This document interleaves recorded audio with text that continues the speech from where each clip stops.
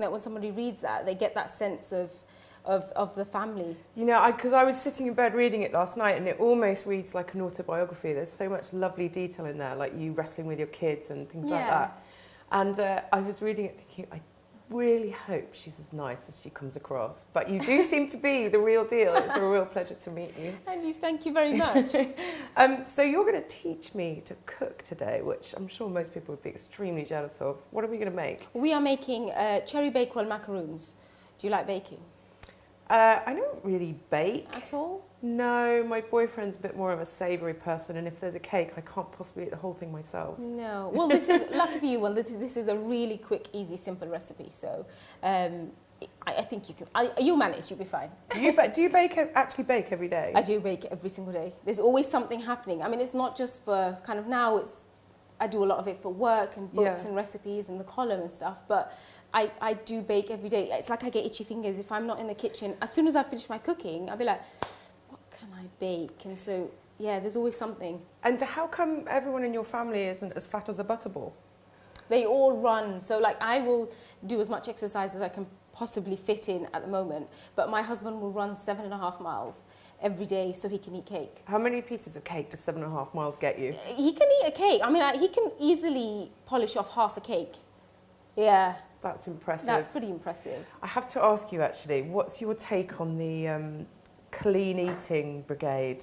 Because the ingredients that pop up again and again in this is butter, cream, sugar, flour. So what's your take on the whole sort of clean eating mob? It's great for those who kind of like that kind of stuff. But for me, I've got 3 children, and the one thing I don't want is for my children to grow up with an unhealthy attitude towards food. I think to be able to cook and eat normally and have that attitude that you don't have to eat everything in big portions, and they exercise, that's what's important for me. As long as they can eat whatever they want, but know that there's a balance and know that they can exercise at the same time, that's what's important to me. So I won't be juicing anytime soon. Macaroons, I think of those lovely green Lodore, kind of 5 quid a pop. The little French ones. So they're macarons. They look very they're macarons. Okay, sorry, there's a difference. I think they're macarons. Macaroons are your big coconut kind of mounds of meringue. So yeah, I think they're 2 very different things. I'm looking here and I can't see anywhere anything that's going to help me beat that egg white. Does that mean I have to do it by hand? No, we've got an electric whisk back there, because even I'm not doing it by hand. No, I can't do it by hand. Yeah, because it's Ramadan, you must be exhausted. You're not eating or drinking anything. You know, I think lots of people think that it's really tough, but actually when I'm fasting, when I've had the kids at home, I still have to cook and get on with normal things, and I get to come away from the house now, so it's a little bit easier actually. I think it's a little bit easier this year. Yeah. But when you're at home, you have to do all the kind of day-to-day things, and you still have to cook and feed your children. So don't you feel when it's Ramadan? Don't you feel like just having a little cheat, putting your finger in and a taste, or can you really not put anything past your mouth? No, you really can't. And luckily, I'm not the kind of person who tastes every time I cook, but I am a grazer, so that's the bit that I've struggled with. So if I was stood here, I'd have had a cherry by now and had some coconut, and I like to graze, so I have to really stop myself from doing that. Okay, well, I'm impressed that you can be a professional chef whilst not eating a thing for 30 days. Okay, where do we start? Right.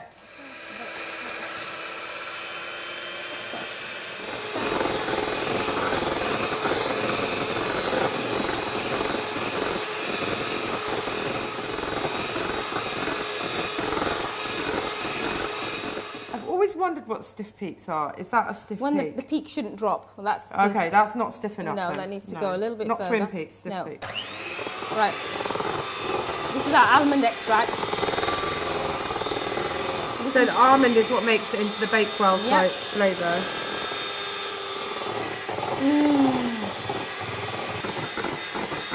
I think that's got to be. We turn it off, and then. It's still flopping. Yeah. Is it going to be all right? It'll be fine, it'll be fine. Do you do this? Like where you lift the thing out? Yeah, and then clean the beaters. Yeah. My teacher taught me that. Yep. Let's just... Yep. And this is the bit where I would lick the blender. Yeah. That's where my and kids like Dumb would and be Dumber, switch it on at the same time. This is the bit I should really hold it over your head, shouldn't I? Yeah, come on then. I dare you. Woo! think it's okay. It's okay. It should. That's you know you've got it when it doesn't turn into mousse for somebody's hair. Otherwise, you'd just be Paul Hollywood. It's spiky hair. Yeah. Am I folding this in now? Yes. Is folding the right word? Is that well, a good no, because I think the whole point of the meringue is that you, because you've made it and it's so stiff and it's stabilised.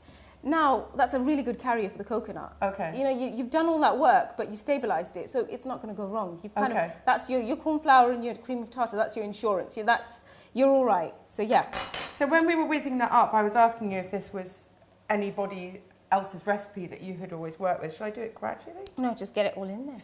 And so this recipe, is it one that you took from someone else or developed yourself? I can't even remember where I have the recipe from, but it's I just love that cherry bakewell flavour. So like with most recipes that I have, I always like to change them around. And so the cherry bakewell twist is yours? Yeah. Yeah. And so when you were learning to cook as a child, did you ever, with your parents, did you ever cook kind of old school British bakery baked goods, or was it more? No. Well, I grew up in a house with really kind of accomplished. My dad was a chef and he owned restaurants, and my mum is a home cook. Yeah. And we were always the sous chefs. We were never allowed to really get in the kitchen and cook. It was only after I got married that I really was allowed to go in the kitchen and kind of do whatever I wanted. So what kind of sweet things were you eating at home when you were a kid, and then what did you learn to cook at school that perhaps was different? Well, baking as a concept or dessert as a concept doesn't exist in Bangladeshi cuisine at all. No. So we never grew up with having something sweet after dinner. It was always you have something sweet before dinner. So you'd have like fruit before you have your dinner. And that was a way of not eating a lot of food in Bangladesh because there isn't a lot. Yeah. When you've got big families, you don't have a lot of food. So that was a way of not eating too much. So you fill up on fruit and then you eat as little dinner as possible. Yeah. So, and that's kind of what we always did. But so baking and sweets after dinner wasn't a concept that I was familiar with, not until I got to school. So there were no puddings at home, but then you got to school, and when did you start cooking at school? Well, I noticed at school that we were having school dinners and we always had pudding when we were at school. And did you like it? Loved it. And I would go home and complain to my mum and say, well, how come we don't have it? She's like, she obviously thought school was just corrupting us. We had an oven because it came with the cooker, but she used her oven for storage. She never even knew that you could, it was an element that you could heat. She didn't even understand that. She didn't get that. So she didn't really ever, she never knew what it was. Can you remember the first kind of baked good that you made and brought home? Scones. As a kid? Scones.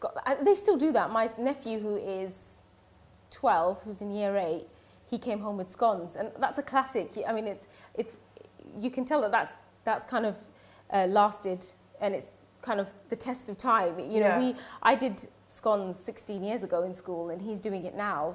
You were just telling me that you did very well in your GCSEs, and you got a cookery book as a prize. Yeah. Yeah, I still have that cookery book, and that's got all the classics in it. So Swiss roll and fruit cake, Madeira, all of the kind of classics, and they're my go-to recipes. So we are making 6 big dollops onto this rice paper. Got it. You know, you say you did really well in your O-levels. You went on to do A-levels. Yes. And yet you didn't go on to university. So tell me a little bit about that, because some people might find that a bit weird. I got into university, but I was the first girl in our family to get that far, and naturally it was scary for my parents. They were afraid, you know. What do you think they were afraid of? Well, I was the first daughter to ever, not just in my family, in the entire kind of extended family, the first person to leave home. So they were afraid of, you know, the big wide world, and you know, to think they're immigrants and they came to this country, you know, the first of, and you know, and they kind of struggled to integrate, and you know, they had to, and it was a big thing for them, you know, and I get that now. Yeah. And it was a simple no, you're not going to university. But you did quite a revealing interview recently, and you went, but none of your sisters went to university either, and you're obviously all like smart as anything. Yeah, I mean, none of my other sisters wanted to go to university. Oh, they didn't? No, I was the only one who actually wanted to go and made it in. And, you know, and that was a big blow for my parents. They were like, well, I don't understand why you need to go to university, because it wasn't a concept that they were familiar with. So it was, And for me, I was this kind of young 18-year-old who was like, I had the world at my feet. You know, I wanted to do everything. Yeah. And then they said no. And it was like, okay, well, you know, for me, I kind of knew it was coming because that's kind of the... You expected them to say no. Yeah, because that's the kind of culture that I've been raised in. And then anything new is, I think, almost seen as a threat. Yeah. So I think as soon as I said I'm going to university, I think they might have heard I'm moving out and I'll never see you again and I'm off, and you know, and I think that scared them. Having spoken about that publicly now, what's the conversation like with your parents? Have they ever said, well, we're sorry we didn't send you, we were afraid, or don't be so rude, putting it out there? No, you know? My mum said, well, thank God you didn't go to university, otherwise you'd never have done Bake Off. So we can make about 6 out of these. Yeah, sorry, I'm being pretty rubbish, aren't I? No, it's fine. I've used up the space all wrong. Fine. Are they meant to have a little hole in the middle? Yeah. I might just anticipate. These are going to be really big macaroons. Yeah. Because they're so delicate, they need to be on rice paper. You know what they remind me of? They remind me of these disgusting packet things we used to eat when we were kids called snowballs. Do you remember them? I think they still might be sell them? Possibly, but they're very 70s. Oh. And they were basically huge lumps of sort of marshmallowy I promise white you, blobs these with chocolate. These are nicer. We've got an extra one. I've got it wrong. That's fine. I'd go bigger. Yeah? Yeah. Okay. Well, I don't run 7.5 miles like your husband every day. No. I don't know if I'm entitled to eat quite so much. I mean, it's just, then everybody can have one each. They can't come back for a second. If they do, they just look greedy. So just one each. Perfect. They should make a good 6. Who's the most interesting person you've cooked with since the end of Bake Off? Since your rise to super stellar... Obviously, I'm going to say you. Queen bakers. No, you mustn't say that. That just sounds really insincere. Who have I cooked with? I can't even remember. My memory fails me completely. I haven't cooked with anyone. Cooked for? Oh, of course, the Queen. That's a stupid question. Yeah, of course, the Queen. She, so I did her 90th birthday cake, which was... I didn't realise, I mean, you hear the word, oh, you bake a cake for the Queen, and I remember thinking it was a sick joke, thinking this isn't right. Yeah. And I was in the midst of doing other things, and then it only dawned on me when I was stood there with a cake in front of the Queen, and I was completely starstruck. I didn't think I was going to be, but I was completely starstruck. And it was 12:30 in the afternoon, and I said, "Good morning, Your Majesty. No happy birthday, Your Highness." So completely, and I just bowed. Did you curtsy? I tried, and then it was a major flop. My foot did something wrong, and then I kind of went like this, and I just kind of thought, right, I've messed that up completely. Did you get good vibes from her? Did she feel like a good person, or did she feel very sort of regal and removed? Well, when I went there, I thought there were these rules that you have to, you can't talk to her a certain way, you can't touch her unless she touches you. I heard about as soon as it was announced, everyone said, oh, you've got to be careful, you mustn't do this and you mustn't do that. Yeah. And I turned up on the day and I said, please tell me the rules. And they said, there are no rules, you can do whatever you like. Her people said, she's really relaxed, do whatever you like. And I said, well, I can't cope with that because I want rules. I want you to tell me that I can't do this and I can't do that. And I said, so is it okay for me to high-five her then? And they said, no, obviously you can't high-five her. And I said, so there are rules. Yeah, so there are rules, you need to tell me that. And I was like, I'm going to totally high-five the Queen. And I hear that she took one tier home. Yeah. Do you think she had a piece of that tier? Do you like to think she did? What do you reckon? I'd like to think that she sat down with her slippers on with Coronation Street. Her Tupperware. Tupperware. Cake. She's big into her Tupperware, isn't she? Yeah, I just slice the cake and Coronation Street. Yeah. Right, so we are going to put a cherry on top of each one. Just enjoying licking the bowl there. I think I can manage this bit. So, do you think, had you done MasterChef, the other cult sort of food telly, do you think you could have won that? Or do you think it was the fact that it was the Bake Off that really cooking something, played to your strengths? I think cooking is something that I've done my whole life. I've been cooking since I was 10. Cooking everything? Savoury, sweet, whatever? Yeah. No, just savoury. And it was I've only been baking for 9 or 10 years. So that was something that I felt like cooking was so instinctive. It's like it's instinctive, whereas baking is it's a lot of chemistry and science and knowing techniques, learning techniques, and I really enjoyed that whole learning process. And I enjoy baking very differently to cooking. But what you're saying is that your ability you probably have got the ability to nail MasterChef as well as the Great British Bake Off. Maybe. So we're going to get these in the oven, and if you've got a fan oven, it's 170, and if it's a conventional oven, then it's 150 or gas mark 2, and then on the middle shelf for 20 minutes. While I was whipping those egg whites so expertly, we added what? We added corn flour, just a little bit of salt, and some cream of tartar. And some almond delicious extract. Almond extract, yeah. Obviously, that's just for the bakewell kind of element. But the salt, I've always put salt in meringues, and I don't really know why. Yeah, I put salt in everything. Yeah. So you just, savoury things, sweet things. Yeah, I've always put a pinch of salt in meringues, and I think that's just the way I was taught when I did it at school.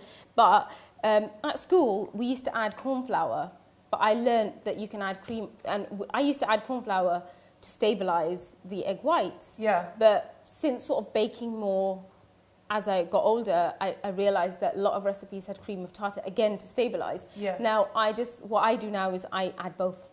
I add corn flour and cream of tartar. Because you were just talking about how you like the science of baking, about how it needs to be precise and whatnot. You know, are you going to be writing more technical, detailed books about baking, or are you going to keep it sort of bouncy and jolly, Nadiya's Kitchen style? Because there's some really sciencey books out there about cooking. Yeah, I mean, I think sometimes those kind of really sciencey books can be slightly daunting, because I still kind of look at myself as somebody who, like, I'm an amateur baker, you know. No, but you're obviously quite clever.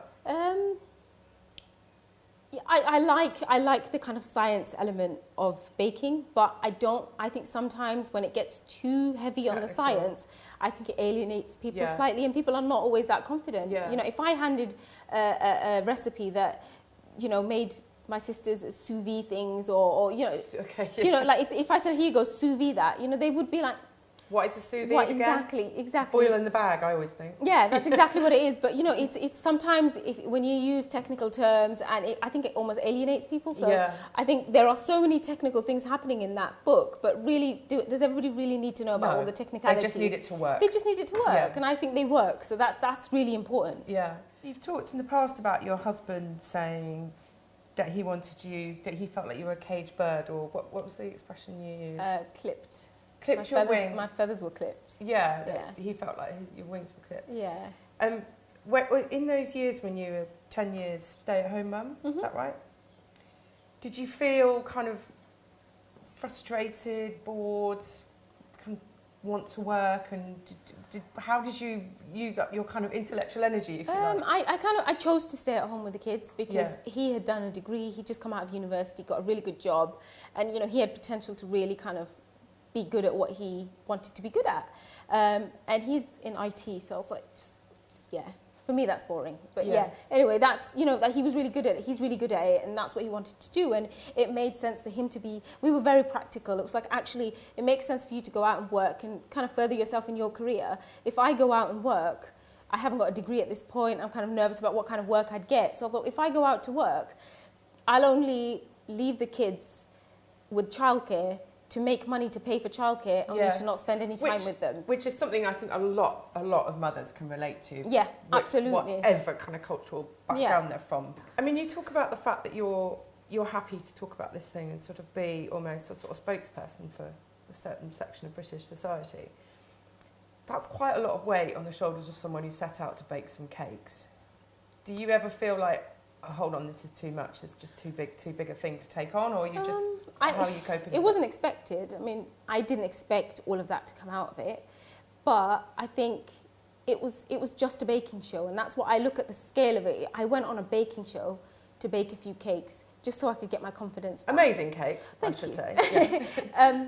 Just to get my confidence, and so much more has come out of it, and that is, I think that's a win-win situation. You know, to come out of something that I was just going in to bake a few cakes, to come out the other end and people to say, actually, you know, the things that, you know, that I've done for race relations, you know, and I just, you know, that's an incredible achievement. I just think if I can just do me, if I can just be me and just continue to do whatever it is I'm doing, and then just hopefully, for me, I think it's an achievement if I can just get one person to say, you know what, I've got my confidence back, because if she can do it, it was a wreck at the beginning, you know. But do you ever think that they, kind of people like me going, oh, arranged marriages or, you know, why do you have to wear a headscarf and all this sort of thing? Do you ever sort of think, oh, these ignorant people, they're meant to be our neighbours and yet they know nothing about us, or they have all these sort of slightly out of touch understanding of who we are as people? I think being British, people are overly polite sometimes. I'm like overly polite. I was out in Bangladesh and I was queuing. There was no such thing as queuing in Bangladesh. And I was like, why isn't everybody queuing? It didn't make sense to me. It's just that whole kind of, I think there's this element of Britishness about us that you mustn't ask because it's rude. But actually, I think asking means educating yourself. Asking means understanding. And, you know, that's kind of what I encourage my children to do. I said, if there's something you don't understand, you must ask.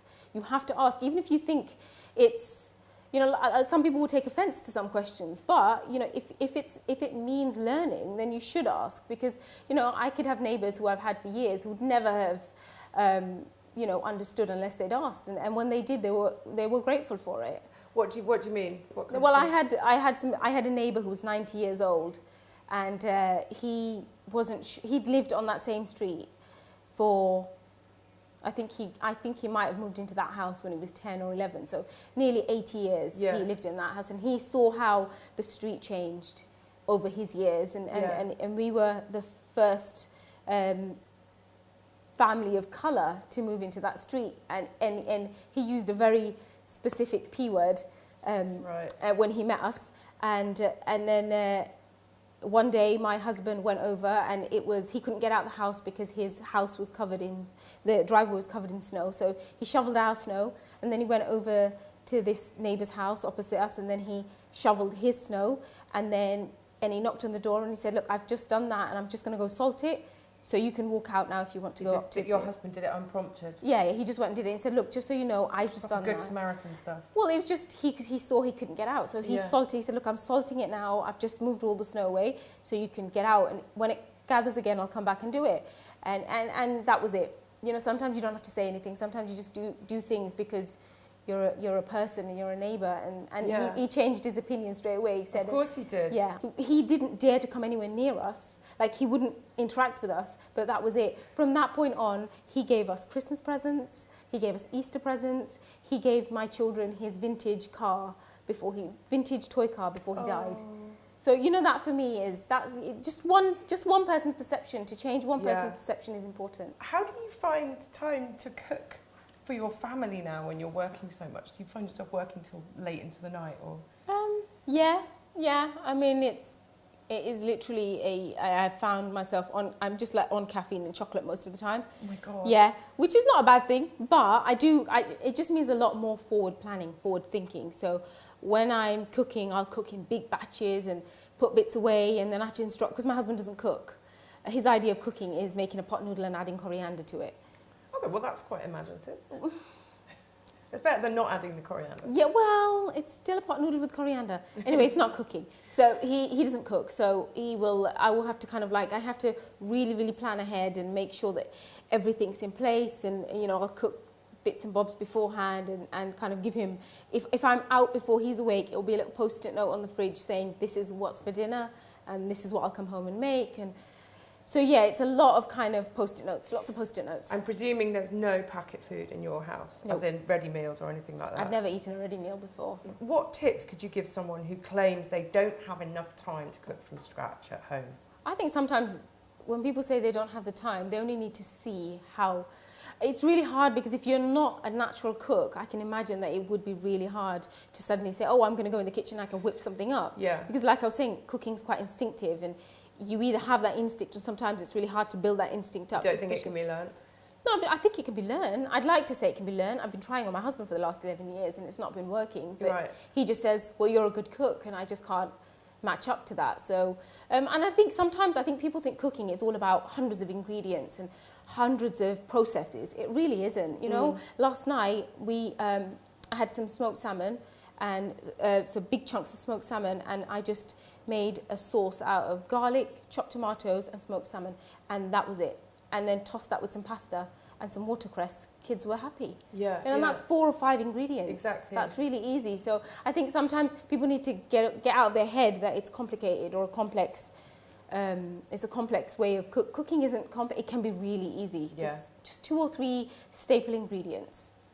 I mean, looking through this book and reading all the lovely details about wrestling with your kids and whatnot, your life just sounds incredible, like full of so much sort of fun and laughter. I loved it when you won Bake Off and your kids are bouncing around with joy, like they're kind of spring-loaded. Like, you know, is your life as great as it looks, or is some of it perhaps for the camera? It is as amazing as it sounds when it's on paper. You know, you don't realise how amazing your life is till you're asked to write about it. And then you write about it and think, my goodness, I have a good life.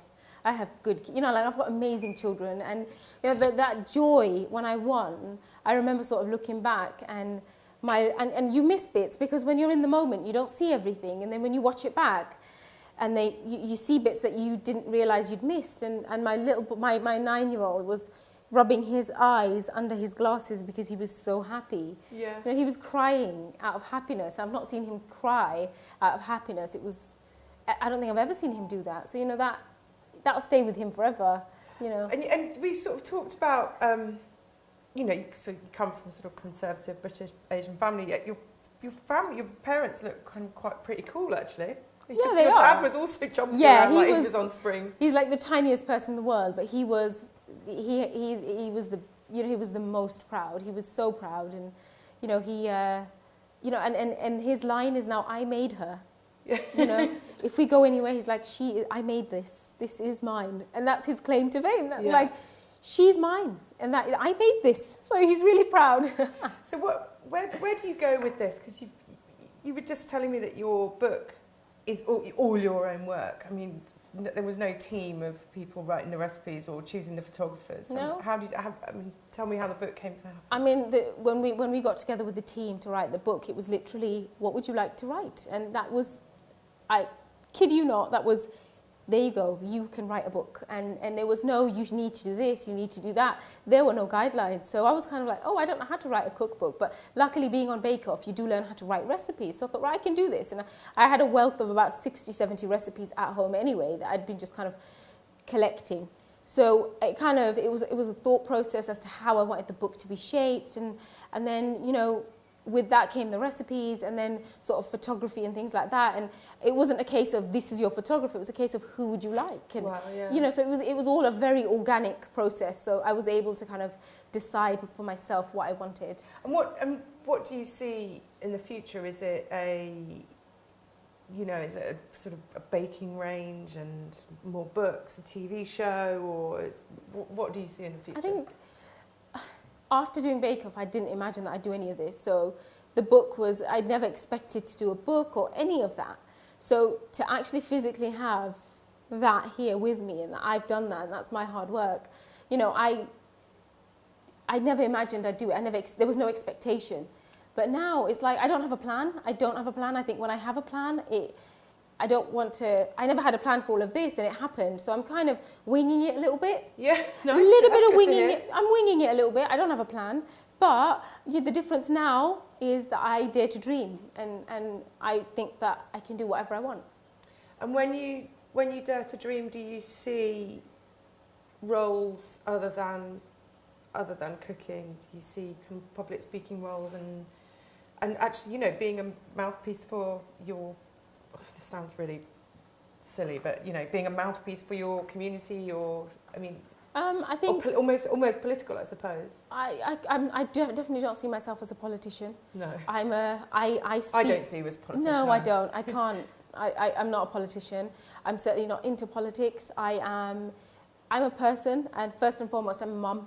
And I think when I speak as a mum, I speak most honestly. And most kind of I feel like everything I say as a mum, it's most heartfelt, and I think that's why that's why when I watch it back, I feel like I was myself, and I feel Bake Off. I feel like I was myself, and I think that's why when I watch it back, my husband says, you were yourself, and I can see why people like you. And I never got it then, but I get it now. I can only be myself, and that's what I will continue to do, is just be myself. And you know, when there's a sell-by date, and when that's over, it's over. But for now, I'm just going to enjoy everything I do. There's quite a few people who've been out there for... Delia Smith did all right for about 50 years. She did. I hope I have that much longevity, because I love what I do. I'm really enjoying myself, and I kind of live every day as if this might not be here tomorrow morning, and that's why I enjoy everything. Every day that I do, I enjoy. I think I'll have to stop you there. They're looking really golden, so I think it's time to get them out. Should I see if I can manage it? You can do? Normally all I hold is a pencil. Oh yeah. Can you smell the coconut? Well tasty. A toasted coconut is totally different from fresh coconut, isn't it?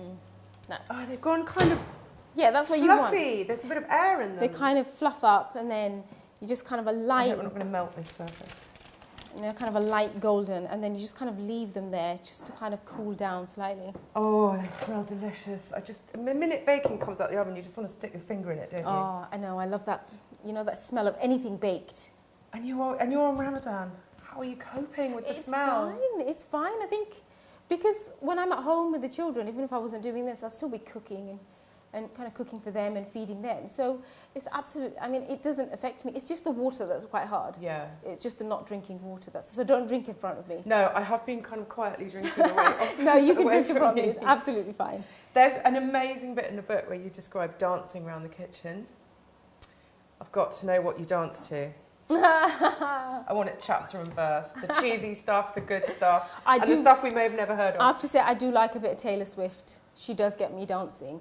So that's usually, or Disney songs. Yeah, I like a few Disney songs. And so me and my daughter have a few. My boys think I'm totally embarrassing. They're like, God, she's dancing in the kitchen again. So it's usually me just kind of, and my daughter will kind of, she will dance with me. And that's what we'll do. It's like when we're waiting for a timer to go off and we've got 2 minutes, let's just do the timer dance. And so we do a 2-minute timer dance. Come on, give me a little tiny bit of this timer dance, no, please. It literally is just flapping I can't dance to save my life, hence why it's in the book and not a visual. So I won't be doing Strictly anytime soon. Okay, so if we want to put the chocolate on, then we need to melt it. So let's melt that chocolate. Yeah. If I'm not tempering or it's just for decoration, I would just go straight in the microwave. But what is this gadget? This is I don't know. So we just melt it in there. Do you put the lid on? Do you put the lid on? Can I manage something as complicated as that? We have to drizzle our chocolate on. Let me get. Should we do a competition where you do half and I do half? All right, and fine. We'll see. It'll be like a generation game. We can see if I can come up. How do you want to drizzle? Spoon? What? Do you want to use a spoon to drizzle, or are you going to use this? Is there a special way to drizzle? I'll let you. Well, I'm not letting you win. I'm not going to let you win. I'll copy. I'm not going to let you win. Hang on a minute. You won Great British Bake Off. I've got to win something. Have you stayed in touch with anyone from the TV show? Yeah, we've got a group chat that we chat on every now and again. It does lay dormant for a long time because everybody's very busy, but I'm going to do a really chefy drizzle. But yeah, no, we do talk to each other every now and again. Who is your absolutely sort of best friend? Probably, I think of all the contestants, probably Sandy. I'll ring her every now and again and kind of have a chat with her, and I mean, and she's got a lovely dog as well. Did you ever feel like there was any kind of sort of tokenism involved in your selection? Did you feel like there was almost sort of a cynical choice, or did you trust the producer's motives? I feel like, you know, that when you walk in and you sort of see you're the only one of your kind and you think, oh God, why am I here? And then you look at them and they've got a wealth of kind of knowledge and generations of baking knowledge, and I'm the only one there. I'm thinking, God, and I had to kind of tell myself, no, I'm here because they wanted me here. And why they wanted me there, I never questioned that. Right. And I think I quite liked the fact that I was naive to everything. It was just, I like to think that they let me on that show because I was on Bake Off because they wanted me on Bake Off, and that I proved that I can bake, because you don't get on for your personality, you get on because you have to be able to bake. Are you sure about that? Yeah. Everybody on Bake Off seems to have a pretty big personality. Do you think so? Yeah. No, they're not. I'm not an expert, I have to admit, but... It's your turn. Yes, it's my turn. Okay. And then we're going to crush some almonds on. I'd like to think that I got on because of my pure baking prowess. Well, however, for whatever reason you got on, it's worked out well. Okay, this isn't as easy as it looks. It really is. And then we'll just, see, that looks really good. That looks better than mine. No, I've obscured the cherry. Cherry's hidden. It's the worst crime, obscuring the cherry. If you're going to make something when you come in from work, what's your absolutely fail-safe 2 second stopper for all those people who say that they haven't got time to cook? I quite like doing kind of pastas. When you've got children, pasta is it's such a safe thing to do, and I always have the ingredients for a pesto at home. Yeah. And to be fair, my nearly 10-year-old is really, really good in the kitchen. So if I leave out the ingredients for a pesto, he will put them all in, whiz it up, and boil the pasta and feed his brother and sister and his dad. What? So if you're out? Yeah, if I'm out, you train him well. If I'm out, then I will leave the ingredients out for him, and then I'll leave a little post-it note saying just make the pesto, and he knows exactly what he's doing. He'll make the pesto and boil the pasta, and he can just So I very rarely have to come home to cook dinner for them. It's usually cooked for me. You went to an all-girls school that was predominantly Muslim girls. Yeah. Yeah. What kind of schools do your kids go to? Is it? It's definitely a different mix to the kind of school that I went to. They've got a massive mixture of people in their school, so which is great because that's kind of exactly what I wanted for them, is to kind of mingle in what is real society. Right. Do you see a different? Do you think school is a different experience? I think the struggles are very different now.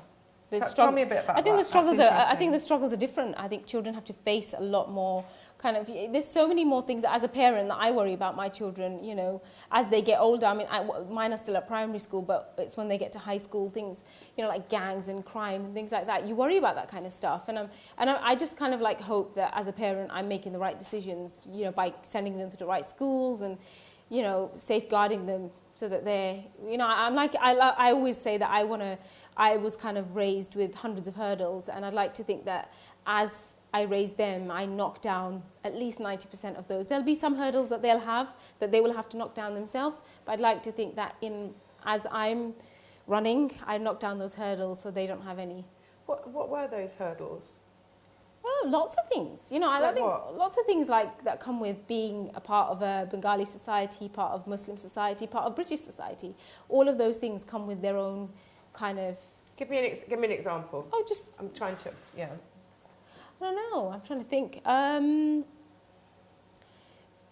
Just being a girl in a Bangladeshi society, it's harder. You've got a lot more your choices are slightly more limited because women are seen as they will get married and go off to their husband, whereas the men will be the earners, and they're the ones who will carry the family name. So there's a lot more pressure on the men, and the women are almost seen as, well, you'll just get married late teens and that'll be it. So there's that kind of pressure and kind of trying to fight that. But you do think that that's a fight effectively? Of course it is. Yeah. I mean, to be fair, that's pretty much how women were viewed in British culture. Exactly. Not that long ago. Yeah. So, is it something that you need to fight, or is there a culture there that you want to protect and that is worth, sort of valuing, or do you think we're all fighting the same battles as women it comes to... I think secretly, as women, we're all fighting the same battle, but in very different ways, and it looks more severe from different cultures and less so in others. It's more covered in other cultures. I just think that I think we're all fighting our own battles.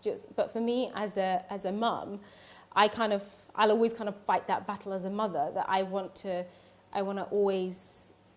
want my kids to have those hurdles. I don't want there to be those boundaries on my children. I want them to, for me, as long as they're happy, and their happiness, that's it. As long as they're happy, for me, that's the most important thing. But I mean, you're talking about the pressure on you to do the right thing as a mother. But actually, do we live in a society, in a country that is able to give your children the best chances in life? I mean, are we as British people open enough to real cultural... Of course we are, because otherwise I wouldn't be here. I wouldn't be here. You know, I could be anywhere in the world, but I'm here and I've chosen to stay here. And I think Britain and the society that we live in, I think sometimes it's so negative that we don't see the positive. Yeah. I think sometimes we concentrate so heavily on the negative parts of society that we forget that actually we live in a really nice society. We live in a very tolerant society. Yes, there's the minority, but why do we give them the airtime? Yeah. Why are we giving them the airtime? Because they are the minority. So, yes, we live in a society where, you know, we are accepted and that we are a part of something much bigger than just us. And it's just, for me, I just want to raise my children so they don't have a chip on their shoulder. They need to go into this society knowing that they are a part of it and they are accepted. Yeah. I mean, that was certainly the kind of the run-on from the Great British Bake Off was just this incredibly happy product of a British Britain. Yeah. Yeah, it was Great Britain rather than a broken Britain. Yeah, I think when I did my final bake, I remember sort of all my bakes were about my family and they always kind of had some sort of a link to somebody I loved. And I remember when we were given the brief to do the final cake for the showstopper for the final. I thought, right, what am I going to do? And I said, this is my last chance to bake, and it's got to mean something to me, because I felt like every time it meant something to me, I worked extra hard, and there had to be a story, there had to be something that I could relate to. And so I did my big fat British wedding cake, because I never had a wedding cake when I got married, because I got married out in Bangladesh and they just don't do cakes out there. So I thought, right, I want a wedding cake, and who better to make it than me? You know, and I did my husband's favourite flavour, so it was a lemon drizzle, and it had to be a classic British flavour. And I was like, right, lemon drizzle. And then I got an opportunity to make my marshmallow fondant, and then I used my sari, red, white and blue sari. Was it actually your sari that you put on the cake? It was a sari that I had at home, and Yeah. it was red, white and blue. And then so I chopped it up, and then I kind of trimmed the base of the cake with this red, white and blue sari. And then I had some jewels from my wedding that I put on the cake. Because I've seen the pictures of the cake. Are they actual real jewels? It's just costume jewellery. Oh, yeah. But I put them on the cake. Your crown jewels? Yes. Because, I mean, I look at your husband's Twitter feed and just see him enjoying, like, revelling in your success. Does he miss having you at home and being old Nadiya, or is he truly loving it as much as he's saying? I think I'm always old Nadiya at home. I'm still the same person. I think the difference now is he sees the confidence that I've got, you know, like the confidence that I had when we got married. I think he sees that same person. And he always says, you know... What do you mean by that? The confidence you had when you got married, he sees that same person? What? Like when we first got married, I was this confident, worked 2 jobs, you know, bought a house, you know, I was confident. And then as soon as I had my kids, it was like I did this whole lioness thing where protect, you know, you have a child and your whole world is about protecting them. And that's what I did. It was like at the cost of myself, I would protect my children, and I would still do that. You know, at the cost of myself, I will always protect my kids, and that's what I did though. But what happened was I lost myself in the process. Yeah. You know, you lose your confidence. You know, I'm like, oh, I'll brush my hair tomorrow, it'll be fine. You know, and then I don't need to wear high heels, it'll be fine. You know, like walking out with sick and saying, it'll be fine, don't worry, it's just sick, I've got babies, it's fine. You know, I think most women can relate to that. Yeah, I think there are lots of women even who ones can relate. without children. Yeah, you know, but you think that you think, oh, that's fine, I've got children, but you know, you do lose a little bit of yourself, and with that you lose a little bit of your confidence. And I remember after Bake Off, he just said through the weeks, he said come sort of week 7, he goes, I just felt like you were the same person. So he got you on British Bake Off to get back old Nadiya, the kind of the confident, bubbly girl he married. Yeah. Well, so that's what you were like when you married? Yeah. And he said, wouldn't you love the kids to meet the you before you had them? Yeah. Oh, that's what he always says. He says, wouldn't you love the kids to meet the you before you had them? Because sometimes I was so stressed about getting everything perfect with them that I was winding myself up and then just kind of exploding. So it was just, you know, he was like, they would love to meet the you before you had them. And so you're saying you were kind of channeling all your emotional and mental energy into being a perfect mum. Yeah. At the cost of not being you. Yeah. Yeah. I think I can definitely tell which ones mine are. I like yours because they've got more chocolate in them. No, I think they look like slightly exploded eyeballs. Yours look best. Fine, I'll have that. That one's not. That's that nice. one's I like not that. too bad. No, yeah. I think they These look are great. A bit 4-year-old 4-year-old. I think who cares as long as they taste good. Yeah, right. I would it's all about really, the taste. really love to try one. Can I try one? Is it not? We should really leave them to cool because can you see how delicate they are? Look. During Ramadan, do you ever forget it's Ramadan and just pop a bit in your mouth? I have done, yeah. Then do you have to do special prayers or something? Repent. Do you have to, what you have to do? No. Dear God, please help me. I ate. No, there are times when I've, you know when you're at the sink and you're kind of tidying up, oh, I need a glass of water, just getting a glass of water, and I'll just go for it. And then I did that yesterday, and my son said, oh my God, Mum, you're fasting. And I was like, oh, I am. And he goes, I can't believe you did that. I'm not even 10 yet, and I don't do it. And I was like, all right, it's showing off now. Because obviously, growing up in a Christian culture, we do have Lent. Yeah. Where I think originally you would fast, and then at least you would give something up. Yeah. And when I was a kid, the giving us something up thing was actually really an important, good thing. Mm. But the older I've got, the less and less I kind of care. I'm like, oh, well, it's only Lent. So we've lost that sort of connection with those sort of disciplines in Christianity. I think that Muslims have sort of stuck to a lot more. I don't know why that is. I think it's a lot about rules. I think they are quite adamant about the rules in Islam. But I think we kind of teach our children the kind of rules and ways to pray and things like that. But what we as kind of more modern Muslims maybe of this generation is the spiritual. We're teaching our children the spirituality of being a part of a religion, you know, about the kind of the moral aspects and, you know, just the spirituality. And that's really important because, yes, you can fast and, yes, there are rules, but why are you fasting? And it's important for me because my nearly 10-year-old is fasting and I said, why do you want to fast? And he said, because I feel like if I fast, I can understand what children who don't, you know, the children who don't eat, I can understand how they feel. And he said, even those children won't have a meal at night, whereas I'm at least going to have a nice meal that you're going to cook me. So, you know, for him to understand that is really important for me, you know, as opposed to right now, I don't need him to understand the rules. I need him to understand why he's doing it. And, you know, he has to have a reason why he's doing it. It's not always about because God said I have to do it like this. It's about why he's doing it.